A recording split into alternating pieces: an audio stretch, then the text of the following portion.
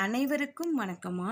நாளைய தினம் தை மாதத்தில் வருகின்ற முதல் கிருத்திகை அன்றைய தினம் முருகப்பெருமானை வணங்கி நம்மளுடைய வாழ்வில் என்ன பிரச்சனை இருந்தாலும், அதாவது கிருத்திகை அன்று நம்ம பதவி உயர்வு, வேலை வாய்ப்பு, திருமணம் தடை, அந்த குழந்தை பாக்கியம் என்ன வேண்டுதல் வைத்தாலும் அன்றைய தினம் நம்ம வேண்டுற வேண்டுதல் உடனடியாக நடக்கும் அப்படிங்கிறது ஒரு பெரிய நம்பிக்கை.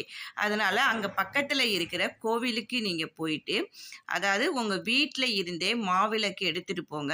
6 மாவிளக்கு ஒற்றைப்படையில ஏத்தாம 6 மாவிளக்கு தீபம் நீங்க ஏற்றி உங்களுடைய வேண்டுதல் எதுவா இருந்தாலும் அதை வேண்டிக்கிட்டு முருகப்பெருமானிடம் இது கூடிய விரைவில் நடக்கணும், உங்களுடைய அருளால் கூடிய விரைவில் நடக்கணும் அப்படின்னு சொல்லி வேண்டிக்கிட்டு வந்தீங்கன்னா அது அப்படியே நடந்துரும் அப்படிங்கிற ஒரு